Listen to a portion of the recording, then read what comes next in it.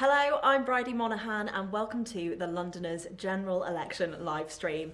I'm here with my colleagues Honor Crean and Rob Thornton. And we are so excited to bring you the up-to-date election results on the hour, every hour.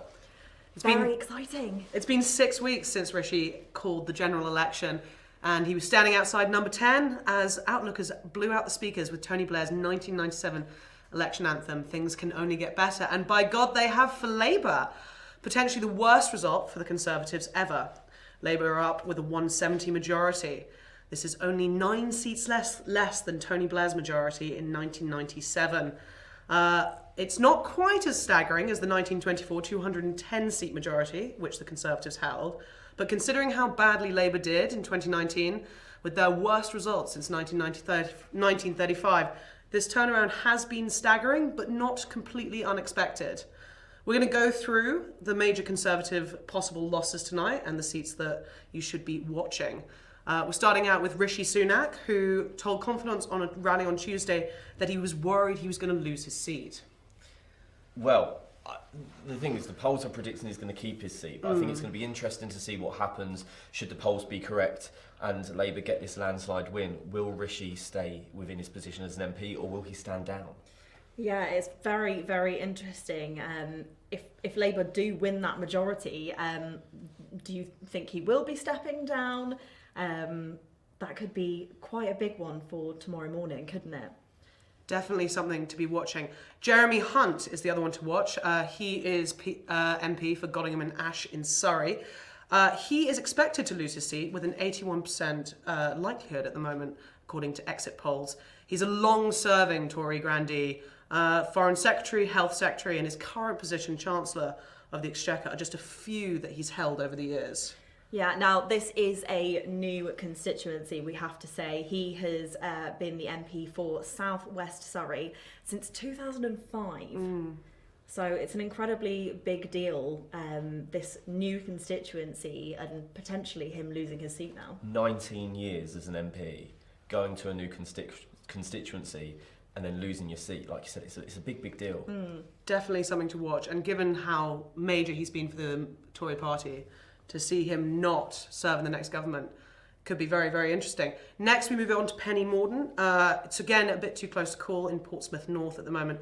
She's the leader of the House and has stood for the leadership twice in 2023. She's now on track to lose her seat to a Labour, or possibly, shockingly, Reform. Yes, this seat could go one of three ways, couldn't it? It's incredibly close in the exit polls. It will be interesting to see if Reform takes over instead of it going Conservative. But moving on to our shortest serving PM ever, who only served for 49 days, Liz Truss in South Norfolk. It is, again, too close to call. So we'll keep you up to date on that one to see what happens next. And finally, Jacob Rees-Mogg in North East Somerset and Hanham.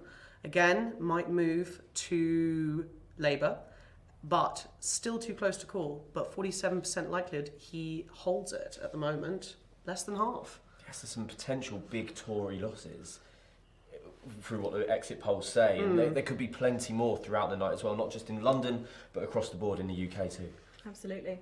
And given that he has been quite a major political figure and controversial figure, he has been serving for a while now, trying to get young Tories involved. If he loses his seat, it will definitely be a big hit to what he's calling his building a blue wall across the English Channel. And finally, Jeremy Corbyn in Islington North ran as an independent after being removed from his party by Keir Starmer for saying he claimed the scale of anti-Semitism in the party was dramatically overstated. Again, it's too close to call at the moment, isn't it? It is indeed. It will be very interesting to see. Obviously, he was incredibly popular with young voters previously. Now that he's an independent candidate, is that popularity still going to be there? I don't know, but I guess if he gets the votes and he gets a seat, it goes to show that actually that following is still there. So I guess only time will tell this evening. Yeah. And now let's turn our focus to two brand new seats. in London. The first one is Streatham and Croydon North. It used to be Croydon North, and it's now expanded the constituency to Streatham and Croydon North. It looks likely, according to the polls, that it is going to be Steve Reed. Now, he has actually been the Labour MP in Croydon North since 2015, so he's been in an MP for Croydon North for 9 years already, and it looks likely that he's going to hold his seat again, according to the exit polls tonight. So that'll be a hold for Labour in a brand new constituency. And then you've also got Stratford and Bow as well, the other brand new constituency in London, and that is looking likely that Labour Uma Kumaran is going to be holding that as well. Now, she's ran once before. She ran in Harrow East for Labour in 2015, but she lost out to Bob Blackmore of the Conservatives that time round. And in Wimbledon, the exit polls are predicting a swing to Lib Dems by 98% from the Conservatives. Paul Collar from the Lib Dems was the only one to turn up to Riverside Radio's hustings there last week, whereas Labour candidate Eleanor Stringer and Conservative candidate Danielle Dunfield-Preo both sent representatives in their place. Now, the huge topic of that night was, of course, Save Wimbledon Park. Labour Council leader Ross Garrett, who was there in place of Eleanor Stringer, was defending support of AELTC building on the out-of-use golf course on Wimbledon Park. There's been a huge campaign going on for this, obviously. Like, it's a massive green area for southwest London. And I think a lot of people think, oh, it's fine, tennis courts, things like that, it'll still be a relatively green area, but it's a huge amount of concrete, and there's a lot of defence going on for that at the moment. We actually have a video now for you from one of our reporters, Megan Titterington, outside the Houses of Parliament this afternoon. Obviously, this was before the exit poll information came out. She's been talking to local voters on what they feel the key issues are when deciding who to back in this year's elections. Because the economy underpins everything else. I mean, if you're struggling in life and you're a bad economy, it makes things worse. If you're working hard and it's a poor economy, you're not rewarded by it. I think that's the key for me, is you have an economy that allows everybody to take part in growth and prosperity rather than it just be the few. So that's an important thing. I mean, you said I didn't have to say how I'm going to vote. I actually am a Tory voter, but I think a good Tory party creates an economy that works from the base up. I don't think we've had that in recent years, so they're probably going to pay the price tomorrow. Yeah. Fast forward to tomorrow morning, what do you think is going to happen? I think Labour are going to win by a big majority. The only questions in my mind really are how many Labour votes Reform are going to take in the Midlands. I think the big sort of red wall, blue wall voting, working class vote, if you want to call it that, who voted for Brexit, they voted for Boris. I think they may be turning their backs on Labour and vote Reform, and that could scupper Labour's huge majority, which is probably not a bad thing. I don't think there's any question Labour are going to get a majority, but it might not be the super majority that people talked about. And are you going to stay up tonight and watch the election? I've got a really important meeting tomorrow in my work, so I'm probably going to have an early night. I'll stay up for the exit poll at 10 o'clock and then see what's happening in the morning. Now, he's off to bed this evening, but we are not. We are going to be with you on the hour, every hour, broadcasting live updates from tonight's polls. We are indeed, and we want to tell you about some constituencies that we should really be looking at, because these are constituencies in the previous general election in 2019 that had really small margins between the wins. The first one is Carshalton and Wallington. This only had 629 margin. This was a Tory win for Elliot Colburn. Now, it was rumoured that he was going to defect over to the Lib Dems. He didn't. And it's now predicted by the polls that the Lib Dems are actually going to take that seat. So that looks like it's going to be Bobby Dean for the Lib Dems taking that seat when Elliot Colburn was going to defect over to the Lib Dems. So that could be a really interesting seat to keep our eye on this evening. We've also got Dagenham and Rainham. That was 293 margin. That was Labour's John Crudas, and that was the narrowest Labour margin across London. But according to the exit polls, it's a 99% chance that he is going to hold that seat for Labour tonight. So it'll be interesting to see how that one goes. And then the last one is Kensington and Bayswater. Now, this was the smallest margin across all of London at 150 votes. So it was a really small margin. It went to the Conservatives, but it is expected to swing tonight to Labour's Joe Powell, and that is a 99% chance as well. Now, if you want to follow along with the conversation tonight, you can follow our live blog on our websites, or you can follow us on our socials at Londoners News. And don't forget to use the hashtag Londoners Vote 2024. We will be back with you at midnight.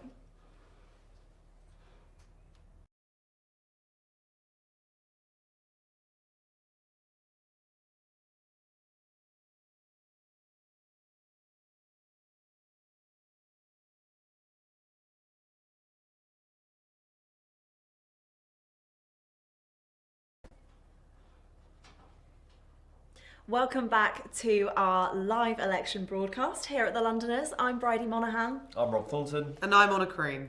Now, just to give you a bit of an insight into how these broadcasts are going to go, we're going to start the night off by talking about the national picture, some of those news stories coming in, and then we are going to look at the top stories coming from your main constituencies here in London. Now, the first one of the night, the first two of the night actually, have been Houghton and Sunderland South and Blythe and Ashington. They've got the first results with Labour wins and Reform coming in second, interestingly. In Sunderland, Labour's Bridget May Phillipson, who is actually the Shadow Education Secretary, has won with 18,837 votes, taking over from her Labour predecessor, Julie Elliott. But the big news, Reform have come out with double the Conservative votes. They got 11,668 votes, whereas the Conservatives only had 5,514. That's huge, isn't it? I mean, Reform, they were making a lot of noise going into this general election, and I don't think anyone can predict how many seats they're going to win. But the fact that they're coming in second in these first two constituencies, we don't know where it's going to go. In this second constituency, Blythe and Ashington, a 17% swing towards Reform, which is a huge jump in terms of what they got in 2019. It is. A very big surprise to be, the next biggest party at the moment, taking over from Conservatives there. Not completely surprising though, given the amount of traction that they've had, especially surprisingly with younger voters as well, but more staunchly Conservative voters who have been moving towards the right over the last couple of years. So it's not super surprising that we'll see them take a few more second and third places. However, whether they get the seats and they come first will be interesting. Now, Sunderland Central is declaring imminent. We will be going there quite soon. But moving back over to our local constituencies, Rob, over to you. Yes, indeed. We have got reporters out across London. We're not just live here in the studio. And the first reporter we're going to go to is Wang Sum Look, who's in Croydon for the count of South Croydon, East Croydon and West Croydon. So over to you. Former policing minister could lose his seat in tonight's election. I'm at the count for Croydon South, which has been a Conservative safe seat since 1974. Okay, Labour's taking However, it. some polls say it could go to Labour for the first time ever. Chris Philp, the former policing minister, is running against Labour's Ben Taylor. Philp was also Chief Secretary to the Treasury under Liz Truss, but was dismissed after only 38 days. In contrast, Taylor hasn't worked in national government before. In 2019's election, Philp got more than 20% more votes than Labour's candidate. But sources like Electoral Calculus say Labour could lessen his majority or even unseat him in a historic win. We'll find out soon when the votes get counted. So let's talk about the Croydon South seat. It's always been Conservative since it existed back in 1974. So for 50 years it has been Conservative, but they're now predicting it's going to swing to Labour. Now, currently the Conservative candidate is Chris Philp, who used to be the former policing minister, and it looks like he's going to lose his seat to Ben Taylor. Now, Ben Taylor, it doesn't surprise me that he's taken this seat. He has really resonated with the residents of South Croydon. He lives in South Croydon, he owns a business in South Croydon, and he set up 2 charities in South Croydon. That's the type of Labour candidate who is going to resonate with all of the local constituents. person with a huge local following. Yeah, exactly. Absolutely. Thank you, Wang Sum, for that report. We're just going to swing back very quickly to Sunderland Central, where Labour have taken it. Lewis Atkinson is now the MP for Sunderland Central. It was a 42% swing for Red, which was Not totally unexpected, and surprisingly, although not superly for a metropolitan area, Reform hasn't done as well as originally we thought they would. So it's definitely not what we were saying earlier about Reform possibly taking second and third place. We've been proven wrong very quickly. But we'll go back to local news in the local area. Bridie? Yes, we're now going to head over to Chingford and Woodford Green to join our reporter Harry Hetherington. I'm here at the Feel Good Centre in Walthamstow, where there's 3 election counts underway for the constituencies of Leighton and Wanstead, Walthamstow, and of course Chingford and Woodford Green. In the latter constituency, it's made national news in the last few months thanks to the deselection of the prospective Labour candidate Faiza Shaheen, and as also the seat that's being held on to for now by former Tory leader Ian Duncan Smith, who's been the local MP since the inception of the seat. If national polls are to be believed, then this could be heading for a Labour victory for new Labour candidate Sharma Tatla, but it's going to be a long night. The results here not expected till about 3 or 4 a.m, so we'll wait and see. Thank you, Harry. So the former Tory leader Ian Duncan Smith is defending a narrow margin, but the polls are predicting a Labour gain. Sharma Tatla is the Labour candidate who's actually run twice before in Brent, but has never actually won. In case you were wondering what the details were there of Harry referencing former Labour candidate Faiza Shaheen, she's actually running against Labour as an independent candidate and was deselected from Labour due to liking a series of social media posts downplaying anti-Semitism, in case you were wondering the history behind her losing her seat there.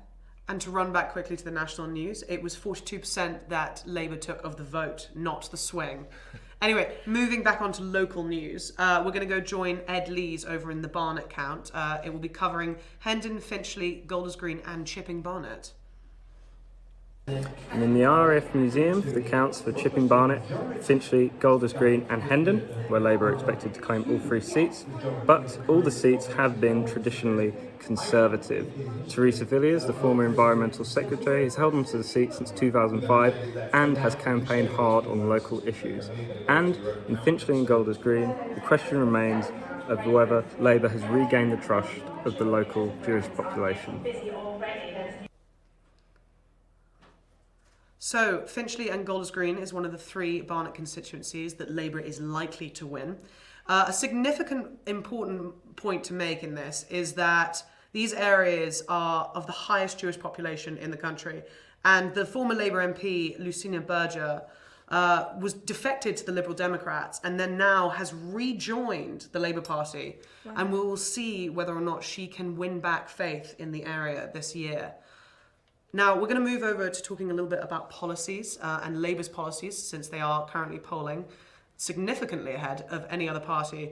Now, there are a couple of areas that I kind of wanted to go into with you guys. Now, specifically, I think the important thing that we need to talk about is, given that Labour has made a lot of promises on how they're going to reform the NHS and they're going to commit to making it not just a national health service, but a neighbourhood health service. They're going to cut a lot of red tape, freeing up GPs.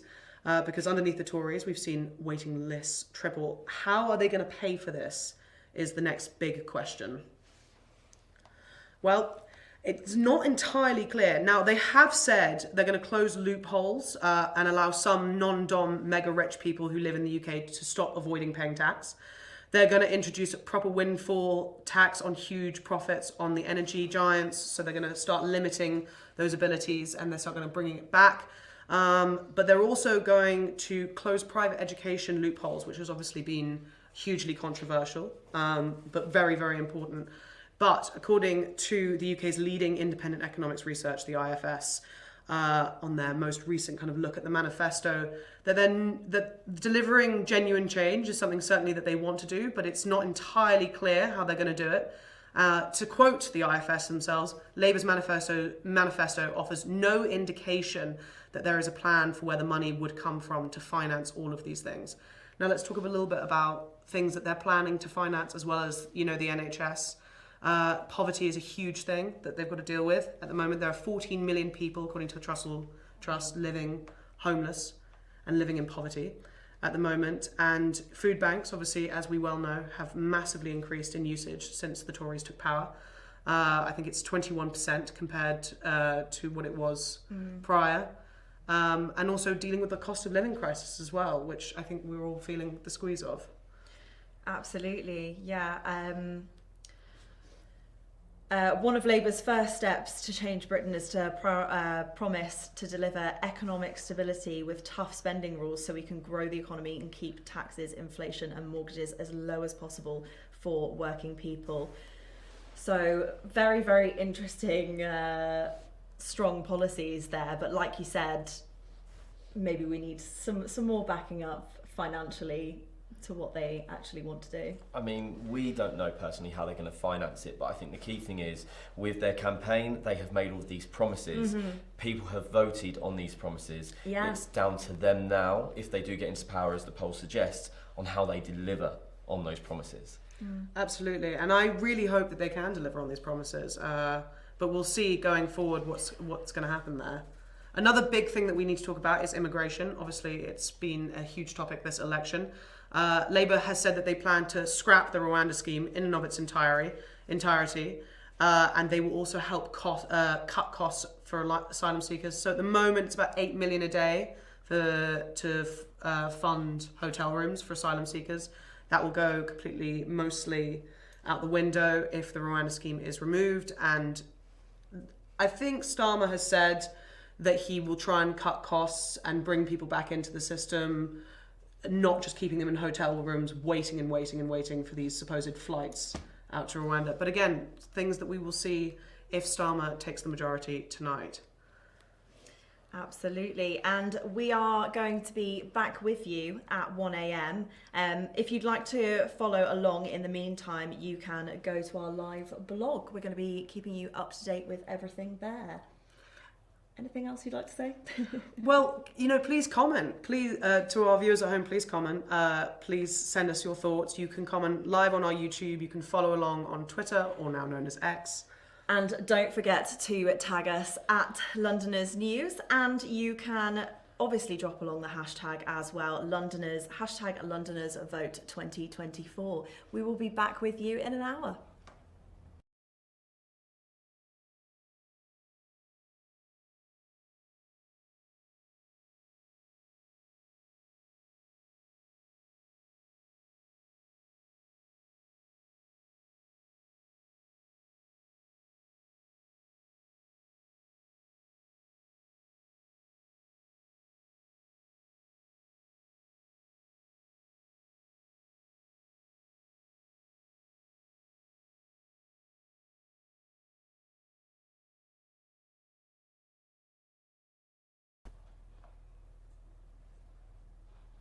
Hello and welcome back to our live election broadcast here at the Londoners.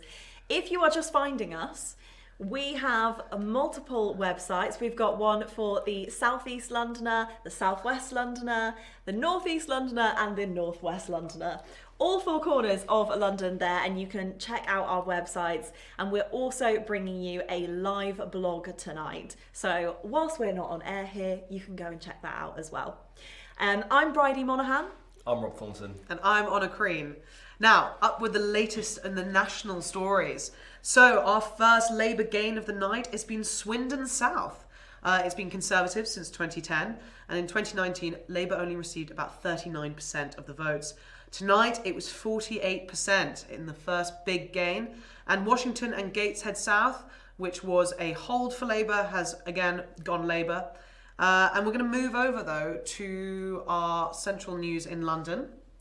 We're going to our reporter Ellie Davis now, who is in Kensington and Bayswater. London, which is tipped to swing to Labour, but is historically the most politically divided. Kensington had London's narrowest majority in 2019, won by Conservative candidate Felicity Buchan. This saw incumbent Labour MP Emma Dent-Coad lose her seat by just 150 votes. And at the 2017 election, Dent-Coad gained the seat by only 20 votes, which was the slenderest margin in England. After boundary changes last year, Kensington now includes Bayswater and Lancaster Gate and is the new constituency of Kensington and Bayswater. If the new boundary had been in place in 2019, then Labour would have won the seat. Tonight's count will begin here at Kensington Town Hall at around 1 a.m, and Labour's Joe Powell is predicted to take the seat with a majority of 13%. Given the historical closeness of this constituency and the predicted voting intentions of the country, a swing to Labour may not seem so surprising. But Powell will be up against incumbent Tory MP Felicity Buchan and wildcard Emma Dent-Coad, who is running as an independent and has a lot of local support. The most marginal seat in the capital is one to watch. That was Ellie Davis there from Kensington and Bayswater. A new constituency this year, joining Kensington and the Bayswater areas. It's one of the most affluent areas in London and had the closest margin in 2019. But this year is expected to swing to Labour and be announced very shortly, actually. We were expecting 1 a.m, so those could be coming through very, very soon. Moving over, though, to another very affluent area, at Chelsea and Fulham, potentially the last Conservative seat in central London. We're going to go to our reporter Maya Mahara over there now. Here at the count at Olympia London for Chelsea and Fulham, and the polls have just closed. As we wait for ballot boxes to arrive and the count to start, we realize that history may be made tonight, as the last Conservative seat in central London may be no more.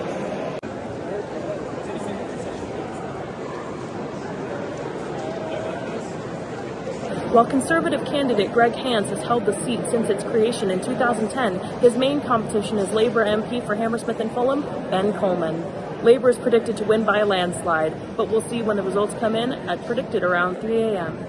Other candidates include Blaise Bakish for the Lib Dems, Mona Crocker for the Green Party, and Anthony Goodwin for Reform UK. Now, to talk a little bit about Greg Hands, who might possibly lose his seat tonight. He's been under a lot of controversy recently. He's faced scrutiny over his financial dealings as well as parliamentary resources.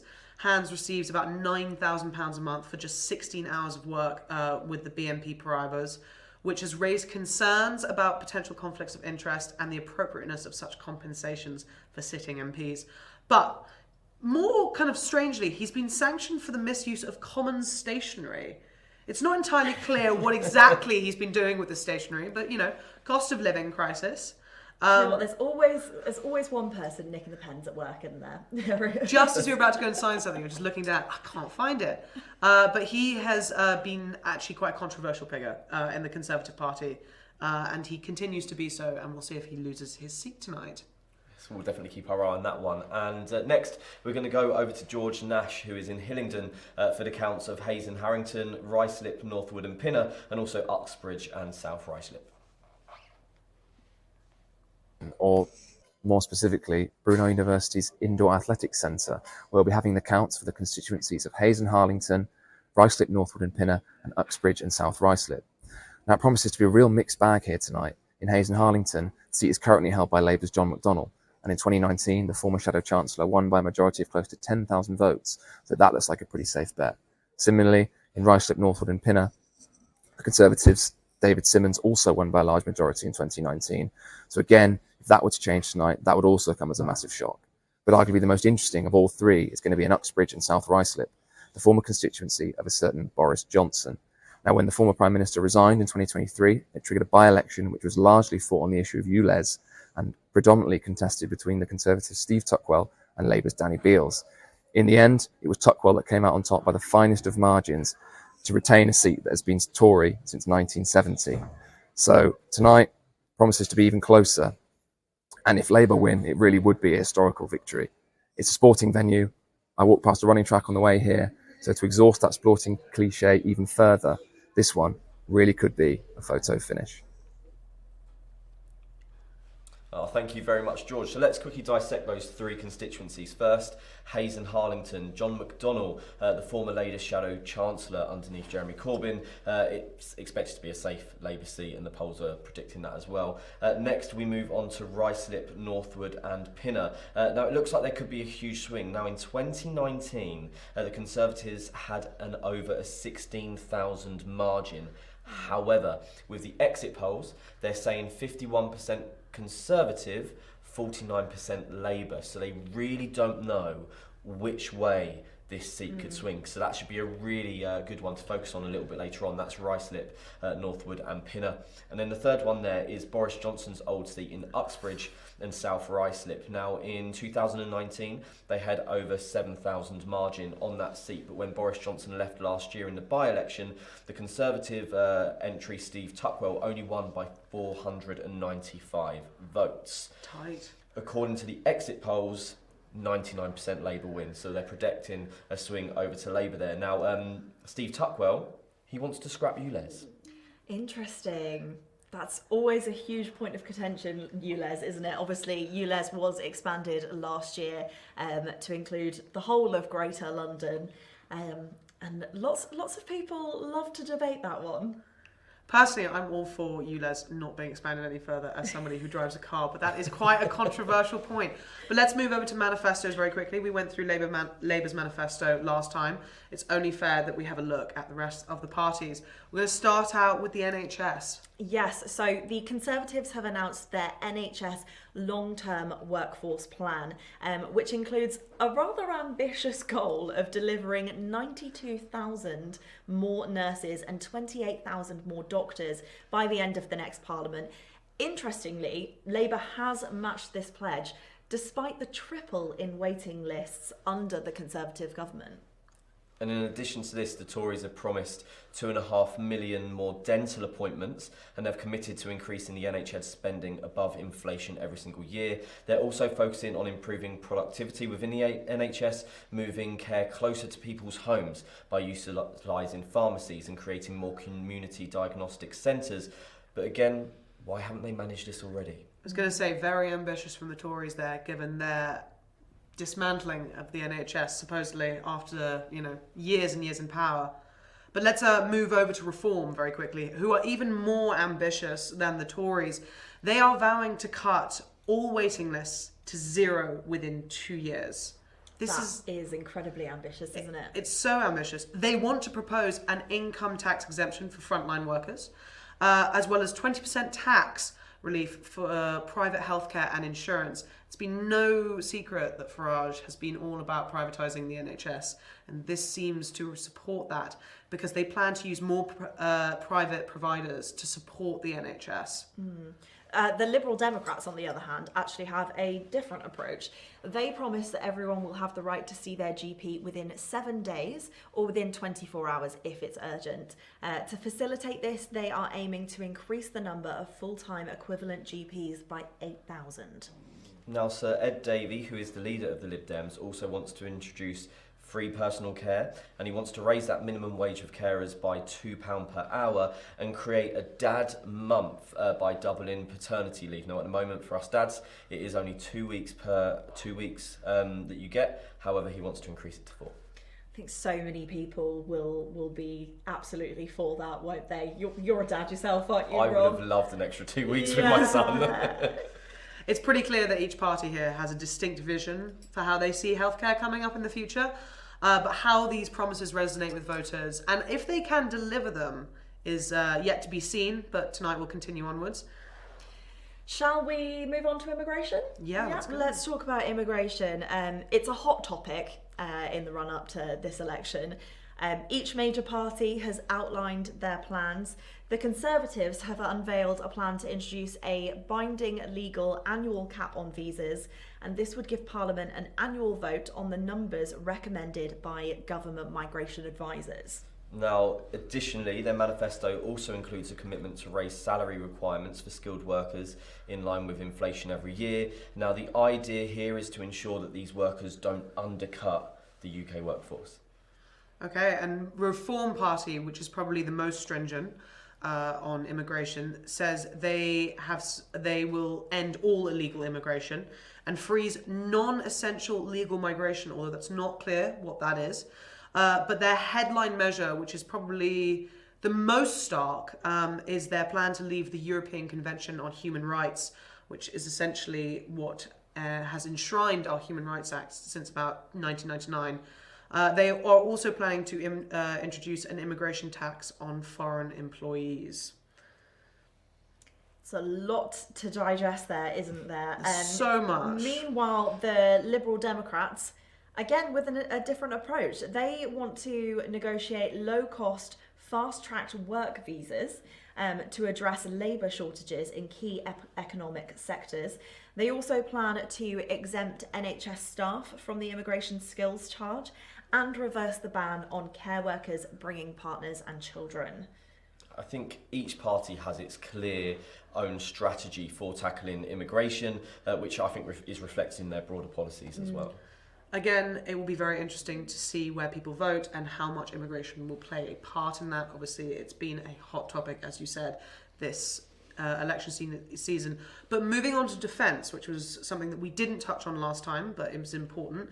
The Conservatives are putting a strong emphasis on defence, promising to increase military spending to 2.5% by 2030. This hasn't been matched by Labour. Now, additionally, the Tories have pledged £3 billion per year to support Ukraine and, which has been a hot topic of conversation, they want to bring back national service. Hot topics all around. I think Sunak said in one of his more recent debates that he said that there would be sanctions on people who didn't do national service, including the removal of your driver's license. I have never been more glad to have passed my driving test last year. Of course, national service, though, he's not saying just joining one of the armed forces. There was also the option to do volunteering once a month as well. Voluntary work too. Yeah. On Labour's side, though, they've committed to setting out a path to 2.5% of defence spending, but not by 2030. Their manifesto also underscores their absolute commitment to a nuclear deterrent. And Reform, led by Nigel Farage, has also promised to increase defence spending, aiming for 2.5% by 2027 and then rising to 3% by 2030. They also propose forming a fully fledged department for Veterans Affairs, offering free education to troops and veterans and increasing basic pay across forces. Now, the Liberal Democrats, they have their own unique stance. They plan to reverse government cuts to troop numbers and maintain UK support for NATO. However, they will also seek multilateral global disarmament and would look to block arms exports to countries with poor human rights records. A lot covered there. Yes. A lot covered. Especially on that last one, poor human rights records. That would be very interesting to see what they would do around the Israel question. Whether or not they would stop the exports that we are currently sending over to Israel. But over to you, Bridie. Yes. So we have given you a brief outline there of many of the topics that have come up for all your major political parties coming up in this election. We're going to be with you all night. We are on the hour, every hour, but we also have our live blog going on over on our website. So that's with the Southwest Londoner, the Southeast Londoner, the Northeast Londoner and the Northwest Londoner. You can also follow us on social media at Londoners News and get involved with the conversation. #LondonersVote 2024. What time are we going to be back for the next one? 2 a.m. 2 a.m. We will be back with you then. Good morning and welcome back to our live broadcast here at The Londoners. I'm Bridie Monaghan. I'm Rob Thornton. And I'm Honor Green.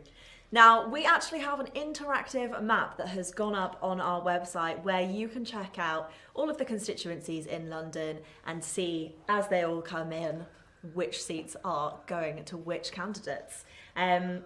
I think you've got the latest story for us now, Honor. I do. We're moving over to the National just very quickly.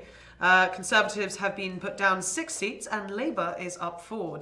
But, most surprisingly, Lib Dems are up 2 seats. They've gained 2 seats in the last about half an hour. Eastleigh, as well as Harrogate and Knaresborough. Knaresborough tonight was a big kind of moment because the constituency was a stronghold for the Liberal Democrats between about 1997 and 2010. However, in 2010, the Conservatives really gained it back and they lost in 2019, only maintaining about 35% of the vote. But obviously not tonight. They've taken it back.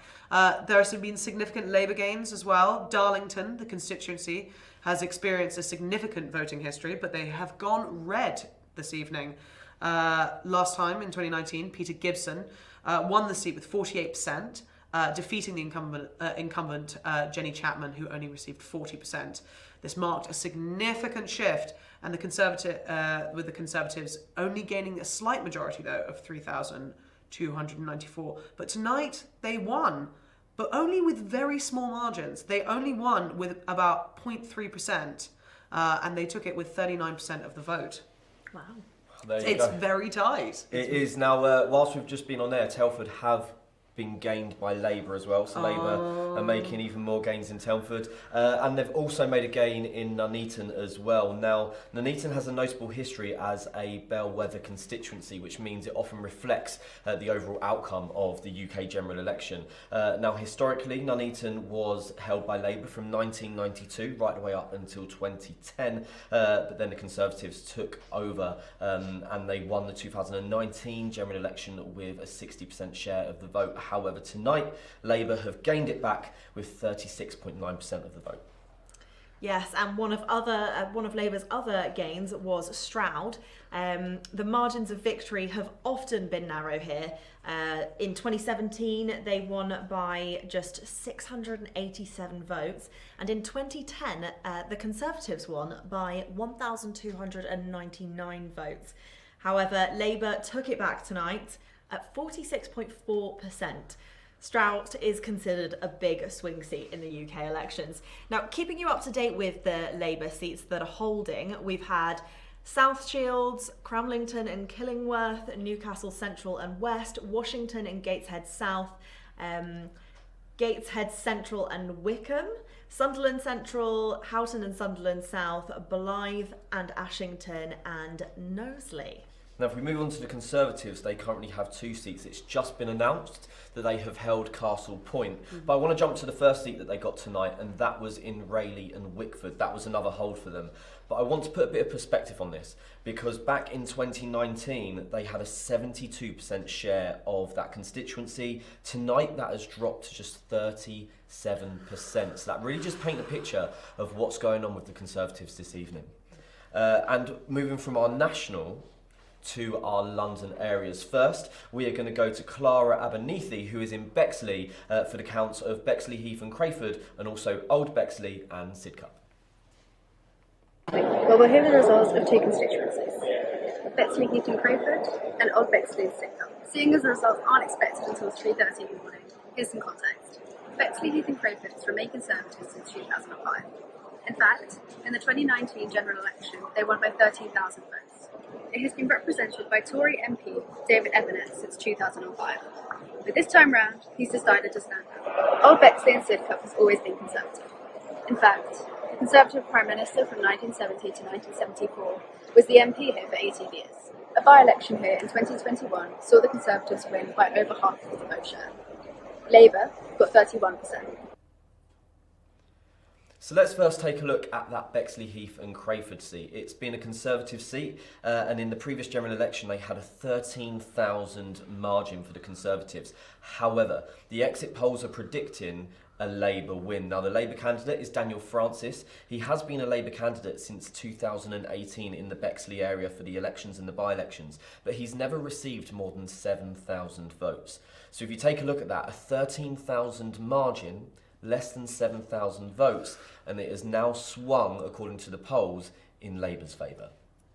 We're going to go to our reporter in Wimbledon now. This is Ruth Stainer. Reporting here from Mitcham Leisure Centre, which is the home of the Mitcham and Malden Count and also the Wimbledon Count. Looks like Wimbledon's going to be a really interesting one to watch tonight. The Conservatives have held the seat since 2005, but the Liberal Democrats were only 628 votes behind in the 2019 general election. Also, Stephen Hammond, who held the seat since 2005, recently stepped down. Mitcham and Malden is looking like it's going to be a slightly less divisive result, although you never know. It has been a Labour safe seat since 1996 under Siobhan McDonnell. So the big question is, can they re-elect her tonight and keep that safe seat? Thank you so much, Ruth. Now, Wimbledon's previously been Conservative, but it's looking like it's going to be a Lib Dem seat after tonight. We've got Paul Kohler there from the Lib Dems. The Lib Dems are actually labelling this as one of Davies' dozen, which is what they're calling the 12 seats that they already think that they're going to win. If you're just tuning in earlier, I was mentioning that the Lib Dems and Labour have set up shop next to each other and been having some neighbourly rivalry. Lib Dems set themselves up in a shop front on the high street, and then shortly after, Labour moved in next door, and they've actually been coordinating their shop fronts to take jibes at each other for the last couple of weeks. Quickly, to just go over to the national news very quickly, Blackpool South has been taken off the Conservatives by Labour. But let's move back to Davies' dozen, as they say, or that's what they're calling it. Tell us a little bit more about Davies' dozen and what it means tonight. A Lib Dem source said around 1 a.m. that they're declaring victory in Davies' dozen. They said it was the first 12 of many wins that they're expecting tonight from the West Country to Greater Manchester. The map has been painted gold, said the source. They're hoping to sweep victories in the Conservative Party's former heartlands. This outcome would re-establish the Lib Dems as Britain's third largest party, surpassing the SNP for the first time since 2015. Davey attributed their success to the positive campaign. They've been having a lot of fun on this campaign, haven't they? They have. He's been bungee jumping, kayaking, paddleboarding, stand-up paddleboarding. I love a stand-up paddleboard. I think it's been really, really good fun to watch. It's been really exciting. And again, for those of you who didn't tune in, they Lib Dem MP Davey would be a local champion for the community, particularly in standing up for the NHS and its care of nurses and doctors.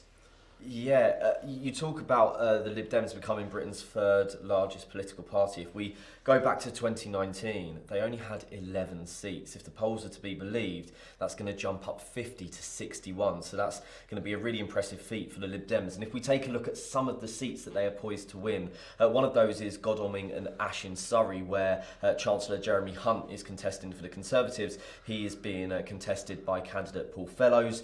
You've got Chichester in Sussex, where Jess Brown-Fuller is going to be contesting against the Education Secretary Gillian Keegan, and then in Cheltenham in Gloucestershire, where the Justice Secretary Alex Chalk is, you have got Lib Dem Max Wilkinson. They are just some of the seats that the Lib Dems are expecting to take tonight.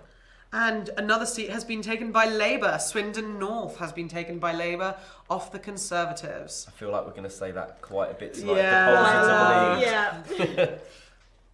We will be back at 3 a.m. though. We're going to take a short break and we'll be back at 3 a.m. Yes. If you want to keep checking in with our live blog, you can also go to the interactive map on our website. It's pinned right at the top. You can see as those seats come in.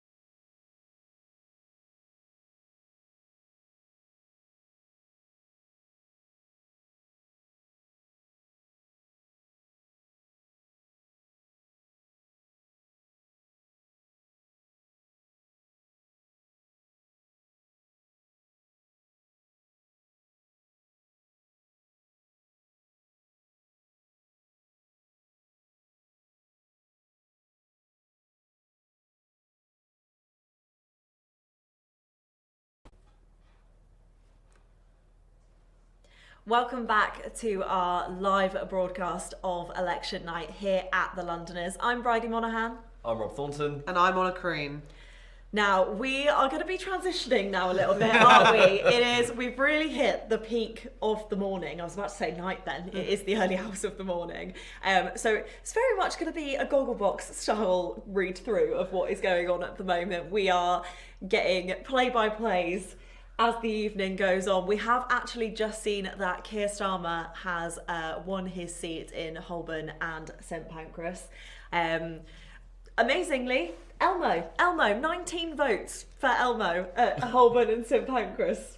Doesn't quite compare to Starmer's 18,884 votes that he received. No, but I mean, Elmo still had a smile on his Yeah. face. So. So amazing. We've also just had Battersea, Marsha de Cordova got 12,039 votes, up from 5,668. So a 16,000 increase. 48.8% share of the vote there. Until 2017, Battersea was a bellwether constituency for about 30 years, predicting the outcome of the national picture. And Lewisham East has also been announced as a Labour hold as well. Putney has also been announced as a Labour hold for Fleur Anderson. Now, this seat was only Labour gain in 2019 with a margin of 4,794 votes. Yeah, their only gain. Their only gain. And they've increased their margin, though, tonight to 10,941. So that is somewhere where they are increasing their vote share. However, Labour have gained a couple more seats where they've actually lost some of their voting share. So firstly, we're going to look at Leighton and Wanstead. That was the third London announcement of the night. It was considered a safe Labour seat with over 20,000 votes back in 2019. Again, this year they've got 20,000 votes. However, because of the bigger voting turnout this year, they've actually lost 15% of the share of the vote. Oh, so whilst they've held, they have lost that share. The biggest gain there was the Green Party. They've gained over 11% of that share to become the second most popular party in Leighton and Wanstead. And then we have a look elsewhere where Labour have also lost a percentage share, and that is in the Islington, South and Finsbury constituency. Now, Emily Thornbury, she has got 22,946 votes. However, they've also lost 3.3% share of the vote. And again, in second place, the Green Party with an 11% share of, a 17% share of the vote, which is a 13% increase as well. So just live in now, the Lib Dems have gained another seat in Carlsham and Wallington. Another big gain. Ed Davey won his seat as well and gave a raving speech where he said, I believe he said that he was doing it for the people. And although his campaign had been really exciting from, what's he been, he's been paddleboarding. Paddleboarding, bungee jumping, going down very, very steep cobbly hills on a bicycle. Lots of great photo ops from Ed Davey. But what he said, the most important part to him was going out and speaking to people and talking to people. And he's doing this for his local constituency. Anyway, moving back over to talking about Labour gains. Labour have won North Ealing and Ealing Central and Acton. But again, what we're seeing is that Labour, although they are winning, they are losing parts of their voters to the Greens. In Ealing Central and Acton, Greens took 4th place, but they were up 8% of the vote while Labour was down 5.5%. We're going to just go back a little bit to Carshalton and Wallington. We've got our reporter Rosa Gatz there and at the Sutton and Cheam count. This was just before the voting was announced. Here in Sutton, we are about half an hour away from getting the results for Carshalton and Wallington. But there are two constituencies here. We've got Carshalton and Wallington and Sutton and Cheam. Both were Tory seats by minor majorities. Carshalton and Wallington is one of the narrowest in the capital, with just 629 back in the last election, 2019. But both have a history of sort of Tory Lib Dem swings, and it looks like the same is probably going to happen tonight. There were past rumours that the incumbent MP, Elliot Coburn, who's the MP for Carshalton and Wallington, or who was the MP for Carshalton and Wallington, would defect to the Lib Dems, but that didn't happen. And he's planning to be re-elected, so we will see in the next half an hour how that ends up going. Now, we have just seen that Sir Keir Starmer is actually down 17.3% there. And Green is up by 6.4, which seems to be a running theme across all of the constituencies. But should we just turn our attention over to the national news for a little bit? Again, we're doing this live, so as it's coming in, we'll keep updating you. Very exciting. Very, very exciting. We're in the middle of the big rush. Galloway loses Rochdale seat to Labour. So Keir Starmer's party's narrowly regained control of Greater Manchester. He's literally only been in that seat for about 3 months, hasn't he, since the by-election? It's been very short. He's lost it to Paul Way.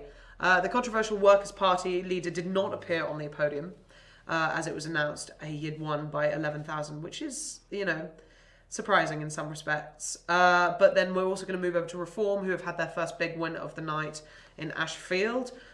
Lee Anderson has taken the seat with 42% of the vote. Historically, Ashfield has been a Labour stronghold, so this is somewhat surprising in many respects. But the Conservative Party gained the seat in 2019. Lee Anderson is a very controversial figure, which is unsurprising. He is a Reform member. And he's made a lot of anti-Muslim comments. Anderson faced a lot of backlash for claiming on GB News that the Islamists controlled London, Mayor Sadiq Khan and the city, which obviously we were covering a couple of months ago. He supports the death penalty, which is particularly shocking. With an interview with The Spectator, Anderson expressed support for the return of the death penalty for severe crimes. His stance has sparked significant criticisms. And this is probably the worst of his comments and the most despicable in many ways. He criticised nurses for using food banks, claiming that their poor use of financial management was the reason that they were having to use these food banks, which is particularly disgusting considering the current crisis which is going on around the country. Indeed. Now, just before we came on air, we also found out that Labour have gained from the SNP in Kilmarnock. I don't have any more data on that, but that was literally announced just before we came on air as well. Also, it looks like we've got another Labour gain. I can't read that. Can you tell me what that is? I'll give you a go. It says Paisley and Renfrewshire South. I hope I said that correctly. Might be time to change my contact lenses. But that looks like that is a gain from the Lib Dems the SNP. That's another gain to the SNP. There you go. I need to get my eyes tested now as well. That's yellow, not orange. We're all struggling. It's 3 a.m. Should we have a quick chat about swing seats and bellwether seats that we haven't, Yeah, we've had, so some of the swing seats include Kensington, which is obviously a London seat. It's seen narrow margins in recent elections. We've got Peterborough in Cambridge, Southampton, Itchen. This has been highly competitive in recent elections. Plymouth and Sutton in Devonport, this constituency is also swung massively between Labour and Conservative, so it'll be really interesting when those are announced, and we'll keep you updated. Stockton South in the county of Durham has seen close results as well for both of these major parties, and then Colne Valley in West Yorkshire has fluctuated again between Labour and Conservative, as well as Shrewsbury. But the major bellwether seat that has actually gone red is Nuneaton. Nuneaton. I've been practicing. You've been having fun with that one tonight. I've been practicing with that one. It has typically swung and has also sort of predicted what will come next. That went red earlier this evening. Fascinating. There's a couple more. Yeah, another important bellwether seat is Basildon and Billericay. Love that. Billericay. Rolls off the tongue. What makes this seat so indicative of national trends? What does? Well, Basildon and Billericay in Essex has a strong track record of voting for the winning party. So this vote tends to reflect broader voting sentiments, particularly in terms of economic and social issues that resonate with the public. And let's not forget Harlow and another Essex seat with similar significance. Moving on to swing seats. I am just going to interrupt you very quickly because the Conservatives have just had a big loss. Grant Shapps has lost his seat in Welling Hatfield. Wow, okay. Is that is that a Labour gain? I think it is, yeah. It looks like a Labour... Well, there you go. Grant Shapps, one of the first victims of the Conservative cabinet, fallen. That is a Labour gain there in Welwyn Hatfield. He could be the first of many. I think who we're really looking forward to is seeing who, if Jeremy Hunt manages to hold his seat tonight. Well, we will find out at some point, I am sure. And we'll keep you updated. I believe we're about to discuss Kensington. Yeah, let's go. So Kensington in London is one of the most high-profile swing seats. In recent elections, it's been an incredibly tight race. Its diverse electorate makes it a crucial battleground for major parties, and it's often seen as one of those bellwether constituencies. Peterborough as well is a really, really major one in Cambridgeshire. Its voter base is quite mixed, with significant urban and rural areas, and it's a critical seat for gauging broader electoral trends. I am listening to you, but at the same time, I am watching the TV. All right, because former Conservative leader Ian Duncan Smith I think he's held on. is being announced right now in East London. Our producer in the background, you might have heard him give a cheeky little oof because we are trying to ascertain whether he's held result. that seat or not. It will be interesting to see if he does hold the seat. Who did we say we thought were going to lose out on most of the seats at the beginning of the night? So just to keep you guys updated, for those of you just tuning in now, predicted as a 170-seat majority. This is 9 seats less than Tony Blair's in 179 in 1997, but not as many as 210 majority of the Conservatives in 1924. Now, predicting of losing seats, Jeremy Hunt is one that we will be watching. Penny Mordaunt is also quite a scare. We'll see if she loses her seat as well. We want to see if Liz Truss manages to keep her seat, although it's still too close to call. And Jeremy Corbyn is our independent in London, who will see if he takes his seat or if it will go red, which is currently, again, too close to call. So I can just confirm that seat in Chingford and Woodford Green has gone to former Tory leader Ian Duncan Smith. Now, we discussed this earlier because they had a brand new Labour candidate, Shema Tatler, who was running for Labour because the former Labour candidate, Faiza Shaheen, obviously got deselected as a Labour candidate.